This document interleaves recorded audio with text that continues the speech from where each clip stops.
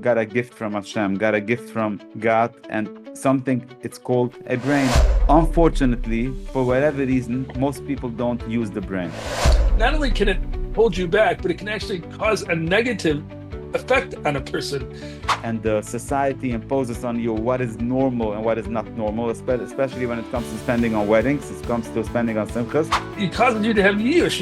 You give up, you despair if you can't keep up with the Joneses. And so you're touching on something so crucial. And this is what we're going to focus today on your finances, using your brain when it comes to finances. Git Gelt, the wisdom for your wealth.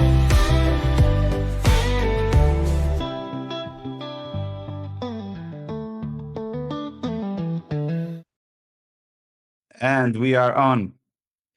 Okay. Good morning, Reb Chaim. Yes, good morning. How are you, Reb Shulam? Listen, I couldn't be any better to start my day off with Chaim Eckstein in front of me.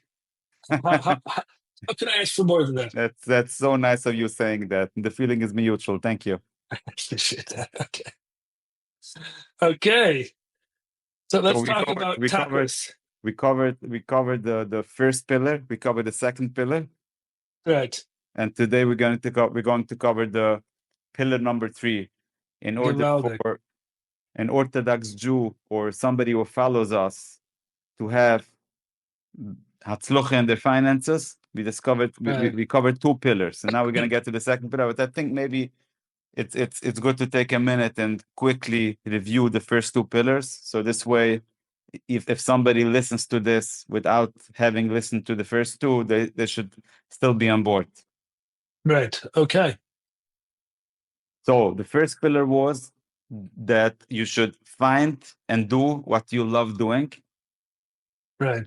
what your talent is. And we're not going to go into length to that. You can go watch the first episode for that.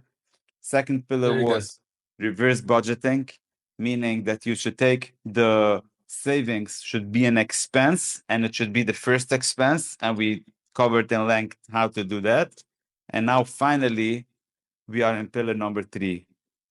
Excellent.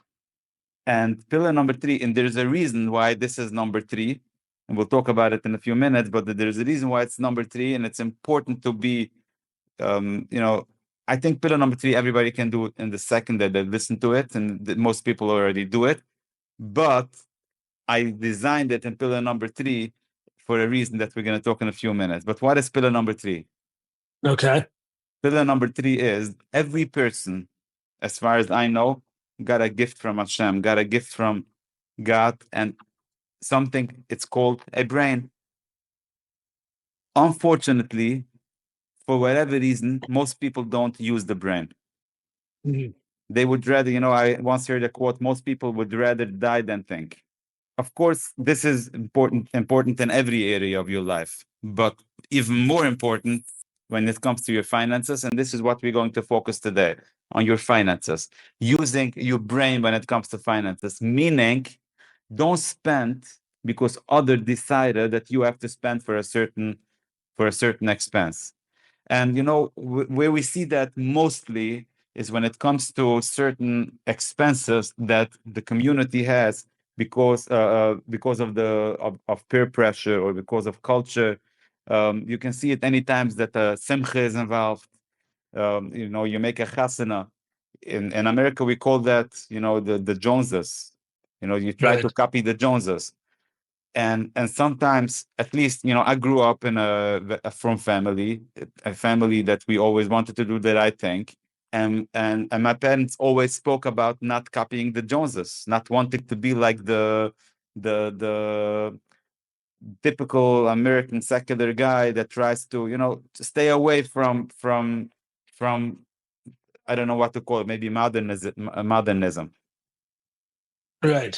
Try to stick to your orthodoxy. Try to stick to what you have, and it's important. It's an important lesson. But you know what happens then? It's interesting how this is happening. But you know what happens then is that you stay away from the Joneses from the street, and you pick the Joneses from your local street, meaning from your community, from your place where you daven.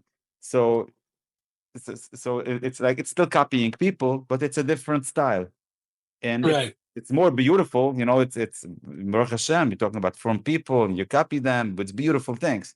But And unfortunately, what happens is you stop using your brain, and the society imposes on you what is normal and what is not normal, especially when it comes to spending on weddings, it comes to spending on simchas.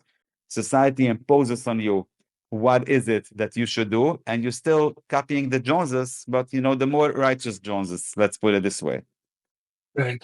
You're touching on something that is so, I mean, it's just so crucial.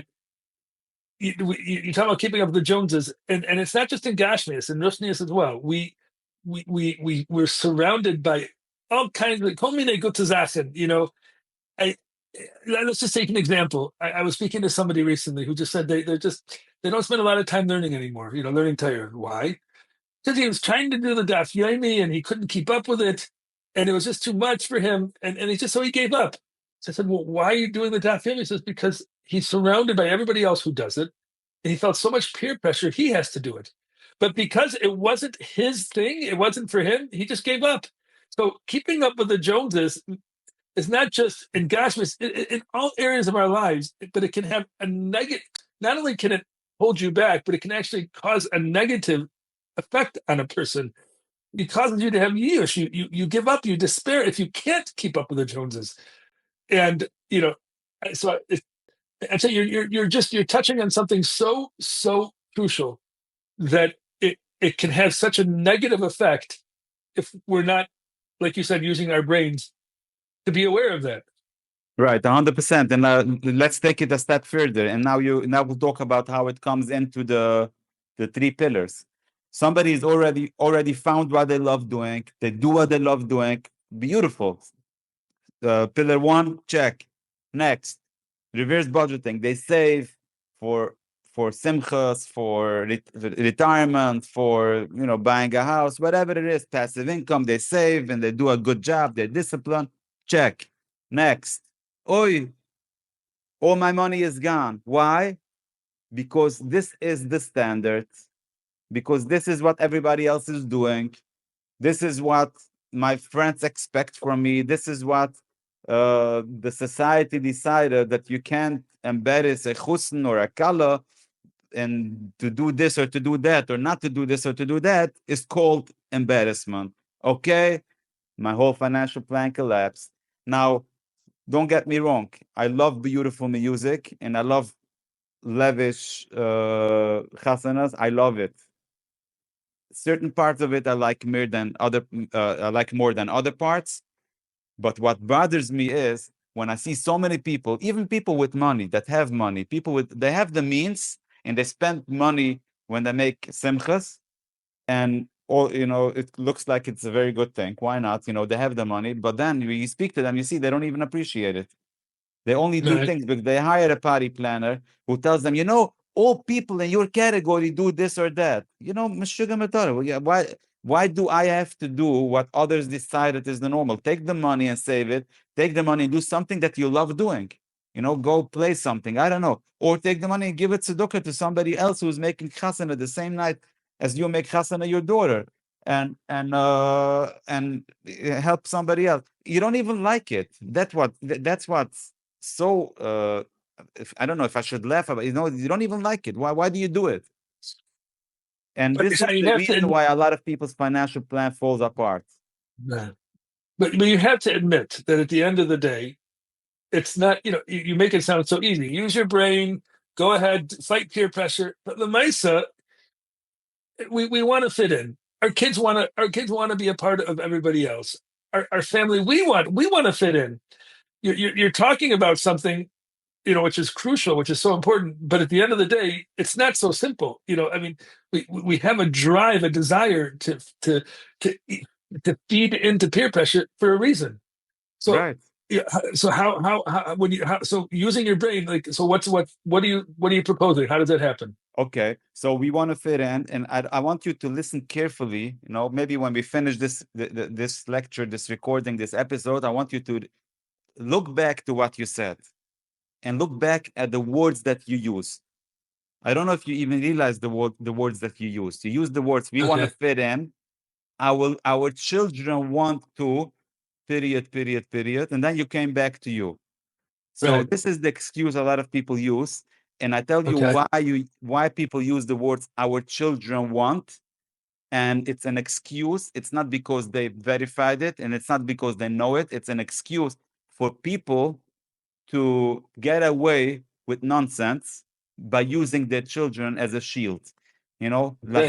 Elif Alpha Abdullahs, you know, the terrorists, Hamas, they use the human shields. They use children as shields. We also use children for shields to get Right. away with stupidity. Sometimes we use children as shields. And I give you an example why I know that to be true. Okay. A few years ago, I was involved with something called the $10,000 wedding challenge. You know, you probably remember that. Of course, I remember you were on the cover. I think of Mishpacha. It was on the cover on the Ami. You know, it was Ami. covered all over the place, and it made a Yes. big mapecha by Yidden. It helped a lot of. I know fact that it saved millions of dollars from Jewish people. Wow. So from all kind of, you know, all circles, Hasidim, Litvish, modern. I got invited to a Goda convention, and then to certain Kehillas called me. You know, it's a long conversation. Maybe another time we'll go into more details.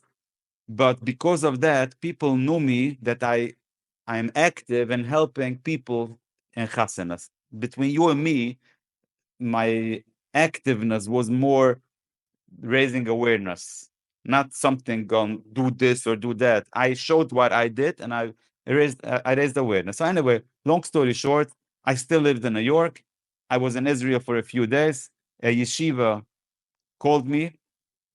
It was a yeshiva with mostly American boys, American Bukharam, and they called me I should come speak for the Bukharam about Chasanas, something like that. You know, the all Bukharam of age.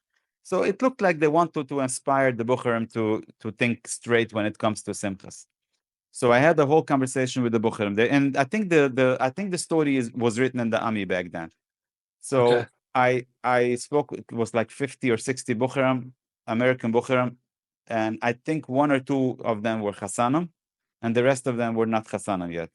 And I asked from the Bukharam to show me by a raise of hand how many of you were ever explained how money works.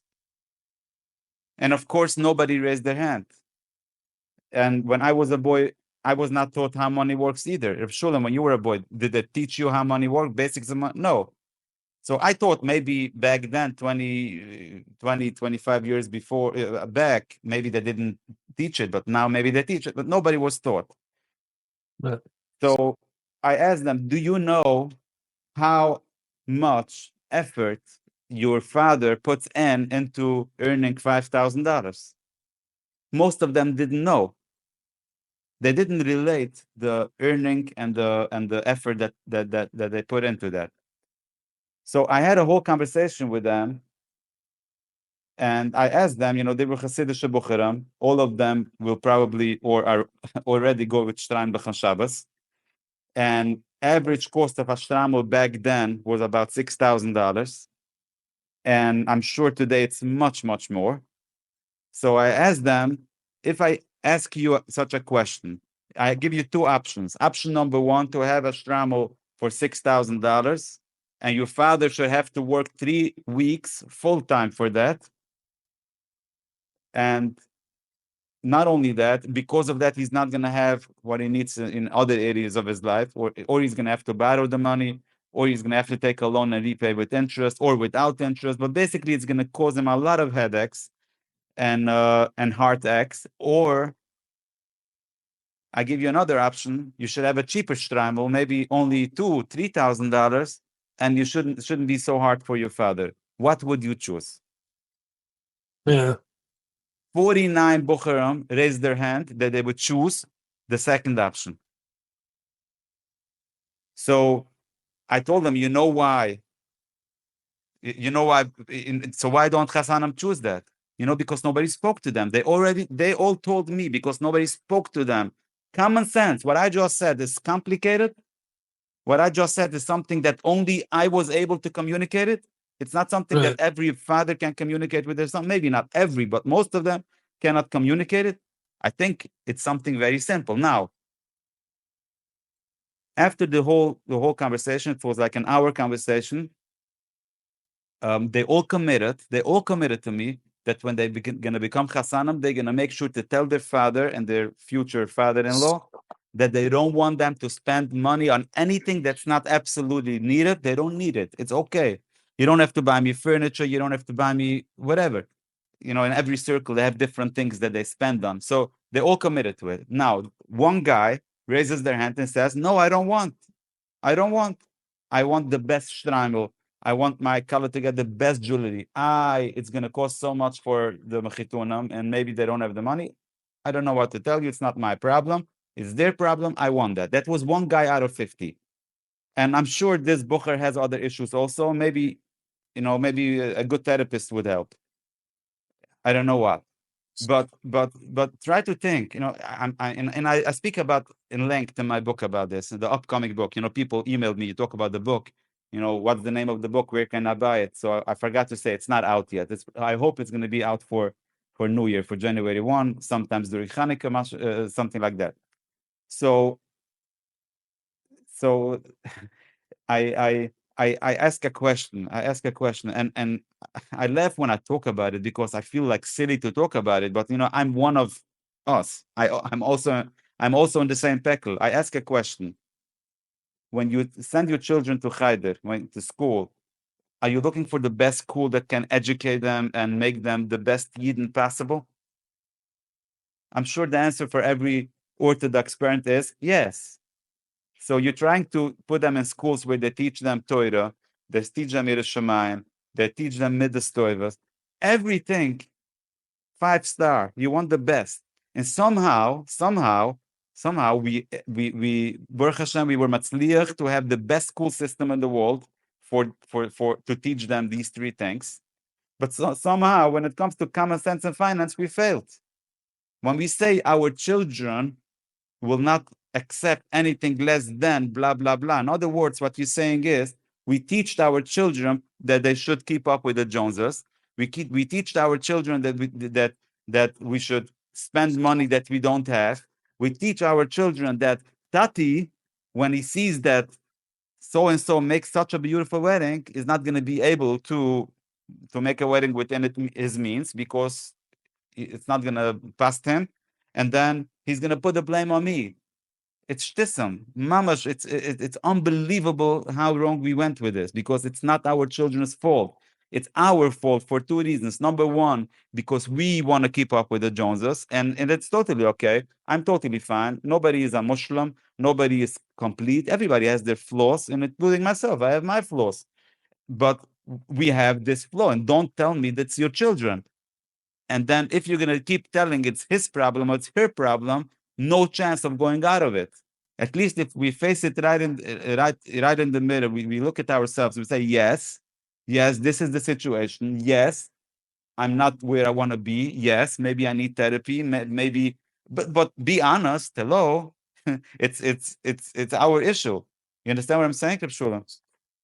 I totally understand what you're saying, and it's not unusual to blame our children. I mean, that's a chazal, that's because Klai complaining when they left the midbar. Who are we gonna, I'm sorry, Russell Imenu said, if I don't have children, who can I blame all my troubles on? It's a very normal thing, and you're fighting human nature. Not that that's wrong, but you're fighting a mountain here, and I fully agree with you. But you're talking theoretically, this is the way it should be. But on a practical level, Lamaisa, what small steps can people take when they're fighting such a giant, when they're fighting such a huge challenge? You of course, what you're saying is use your brain, and it makes sense. But what practical tips can you offer that can make it a bit more, realistic? Because at the end of the day, it's a real question. Excellent question. So now I like the question because you're asking what practical steps can people take. So now we're talking on the Maisa, on what can be done. First thing that can be done is to talk about it. Be honest and talk about it, and not only between you and you. Talk about it to your wife, to your husband, to your children. By every Shabbos table, bring in the values in the children of living within your means, not having to live like the Joneses. Now, I tell you this. Whenever somebody talks to me about this subject, I usually start before they even open their mouth. I want to know one thing. Like, are we talking about somebody who has the money for it or doesn't have the money for it? If you talk about the person who doesn't have the money for it, and then he starts talking about, yeah, we can't do it because of this, because of that, because of that. Okay, so what do you want to do? But you don't have the money. What are you going to do? You're going to steal? You're going to collect? You're going to battle? I mean, stealing, you're not allowed to steal. Battle, I mean, you have a cheshbon where to pay it back from. Go collect. So maybe we should involve the Nadvonim in the conversation, the donors, if it's important or it's not important. That's one thing. And then the other thing is, we created the situation for ourselves that in order for things to change, we need everybody to change. So the Kehillas get together, all well-intended tikkunas, they all mean well, they all want to help. It's a beautiful thing that the Skunim are doing. But the underlying foundation for that is that in order for the situation to become better or to not be so bad, we're going to make tikkunas. What is tikkunas? Tikkunas is basically we're going to say everybody needs to do this. And this way we can expect that even the person who doesn't have the money will not be embarrassed of making a cheaper chasana, let's say, okay? But it's true in every area, not only with chasanas. And I think it's very reactive, and it's very good for the person who is very lazy to use his own brain. But for somebody who really wants to do it, for example, I want to ask you, when I say you, I don't mean you, Shulam. I want to ask you, the listener. I look you straight in your face and I ask you a question. Tell me, you want to be successful only if the surroundings of you decided to be successful, or you want to be healthy only if everybody else decided to be healthy, or you decided that you want to be healthy and you want to be wealthy and you want to be happy and you want to live the way that the Rebbeinu Shalom meant for you to live. What's the truth about you? You put a condition of society to perform in order for you to be able to be productive. I don't think that's you. It's only because you're surrounded with so many people that do that. You go every day and sit with people for 2 hours who are eating junk food. All of a sudden, you're going to eat junk food. You sit with smokers, you're going to be a smoker. You sit with wealthy people, you're probably going to become a wealthy person. You sit with poor people, you're probably going to become a poor person. But if you sit with people that the whole day they're thinking about what everybody else is doing, and that's the only way that they can succeed, you're also going to get in such a situation. You're only going to be able to succeed if everybody else is succeeding. I'm hearing a couple of things from you, Chaim. I asked you practical steps. I hear two very clear practical steps that you've offered so far. Number one, share it with your family, share with those around you your values, talk to them about it so that you're all on the same page, so you're not fighting at this on your own, but you're creating an environment where everybody's sharing the same values that you're sharing regarding how you want to spend your money and regarding the trend, to fight the trend of keeping up with the Joneses. And you're saying one of the ways to do that is by simply, you said Shabbos during the week, share your values so that everybody's on the same page. Number one. Number two, surround yourself by people who share similar ideas in an environment that is going to encourage you to want to be able to focus and to be able to achieve what you're setting to achieve. I want to hear what your thoughts are as well on simply developing the inner confidence that that we can do this. One of the biggest, there's the external challenge of keeping up with the Joneses, but there's also the internal challenge of, do I have the self-confidence that I can actually pull this off? Because that's oftentimes the inner struggle, is that, everything you're saying makes sense. Reb Shulam, let me just say this about one. I think yes, it's part of what you said is what I meant to say, but let me be more clear. If you are in a situation that you're overweight, let's say that you have 25, 35 pounds more than you should have. And you're going to keep saying, it's not so bad. It's only 35 pounds. I have friends who are 150 pounds overweight. It's not so bad. Yeah, it would be nice to lose 25 extra pounds. You're most probably not going to lose weight. In order for you to really lose weight, it has to become so bad for you that you should say something like, I can't live like this anymore. This has to stop right here and right now.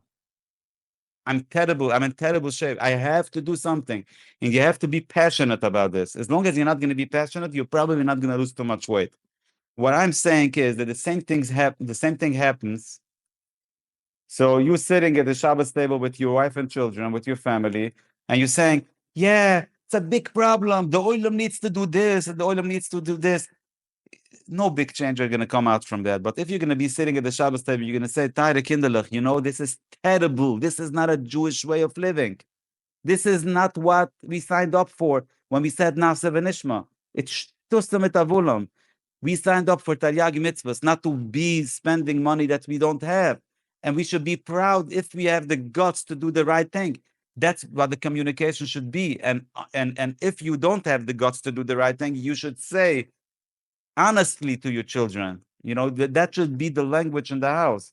Unfortunately, we are not where we're supposed to be, and we're dying for this. We're getting sick for Right. this, and we have to change that. I hope and I pray that we should be able to change it. If we'll be able, we'll be so proud. Maybe, unfortunately, I can't do it right now because I have my own limitations. But maybe, I started on the wrong foot. But maybe you children, you're going to be able to do it. Maybe with your children, and maybe by your chasana, you should be a role model. You should be an example. That's how the communication should be. It should not but just be you hang around people and you talk about something. I just wanted to comment on what you said. Are we going? Yeah. Okay. So what I'm hearing from you, I'm actually hearing something really profound. I think it's a chiddush here. The normal response that you hear from coaches and consultants and people who are advising others is set goals. You have to set goals. You have to be a vision of where you want to be.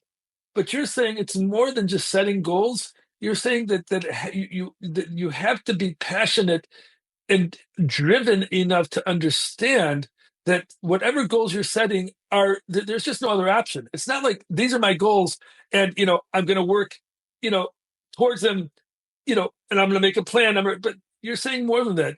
It has to be life threatening. You have to recognize that these changes you have to make are literally going to affect your life. And if you don't, it's not shot that you're just not going to have reached your goals. You're going to lose. It's going to have a negative effect.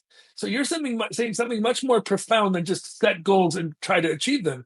You're saying recognize that this is a life or death, in the sense that it's life altering. And if you don't do this, it can have tremendously negative effects down the road. So it's much more, and you use the word passion. So these are not just goals, but these have to be passion-driven goals. And I think that's what I'm hearing is your chiddush here, is when you say use your brain, it's really more than just your brain. It's using your brain and your heart, because you have to incorporate with your brain your heart and feel it and feel that passion. So it's really engaging both your brain and your heart, and not just set goals, but set I would even say parameters that this is b'charta b'chaim. This is chaim. If I don't do it, this is mavis. And it has to be that clear. That's what I'm hearing from you, Chaim. And I want to make sure that it's what you're saying, that using your brain means really setting clearly defined choices. It's either life or death, and realize and look at it that way, because that's what's going to trigger you to really make it happen. Is that what you're saying? Absolutely, absolutely. Very well said. And I'll tell you even more. If you're gonna tell me, I'm ready to suffer, I don't want to go out of my comfort zone. I would rather suffer and be a victim than do the right thing. Maybe that's your approach, but what do you want from your children, Nebuch? You are the head of the family. If you don't do it for you, do it for your children. If you're ready to suffer, what do you want from them? That's the chinuch they get. They get a chinuch of doing what the Joneses are doing. I'm talking the Yiddish Joneses, the Rabbi Joneses, the Reb Barav Agun Atzadik Reb Joneses. That's what the chinuch you give them. that when you don't have money, you still spend, and then you put it on Yiddishkeit. It's terrible. So you have to become so aggravated. So when somebody, try to think, there's always a few very exceptional idle Eden, but most people, if I come to you and I put in my hand in your pocket and I take out $1,000, you're going to become very aggravated. You're going to become very angry. It's going to bother Right. you tremendously. And then I'm going to be able to see on you a certain type of emotion. I'm going to be able to see you, why you do such a thing to me? Okay, if you have a money, you say, okay, that's what the Rebbeinu Shalom wanted. Okay, fine, but you're about Bechira. Why did you have how did you have the Right. chutzpah to do such a thing? That's the Right. way I want you to communicate it with your family. What are we? What are we? Are we just simple stupid people who go like the lemala, like the cow to the shechita because everybody's doing it? I agree. You agree. Everybody agrees. Everybody should change, but that's not going to be Right. the condition for me to live. If everybody's Right. going to change, I'm going to join them. If nobody changes, I'm going to look them in the face and say, I'm not signing up for this. I want to live. I choose life. Right. It's interesting. They say one of the approaches that they take when people are dieting is don't look at it as a diet, look at it as a lifestyle change. What you're introducing is don't look at it as financial management, look at it as a lifestyle change. This is not just about how to manage your money, this is about how to manage your life. And money is just the tool, but this is really, it's not financial management, it's lifestyle management. So you're introducing 100%. something, it's much more profound than just keeping a cheshbon in your bank. 100%, 100%. And I want to, I want to leave the listener with this, because if there's nothing you feel you can do, there is one thing you can do, and that is speak about it. I learned in Nach this morning about, Shmuel Novi said to Shmuel, Im kuton ato banechu, roish shifta Yisru alato. Shmuel HaMelech was a humble person, very humble person. He had a big anova.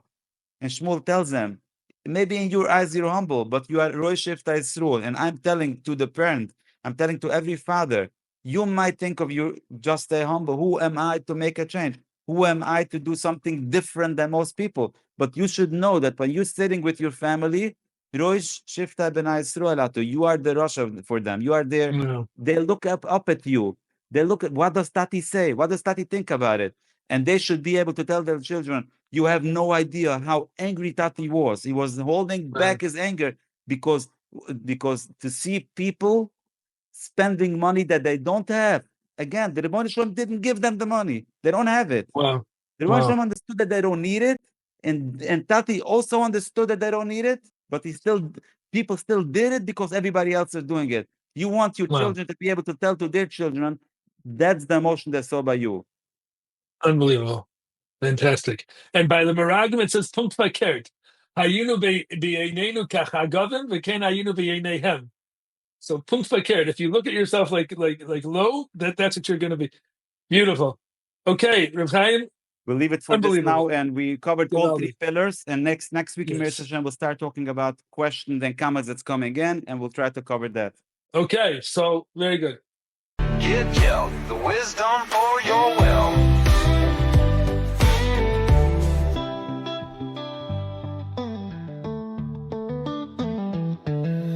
Git Gelt, the wisdom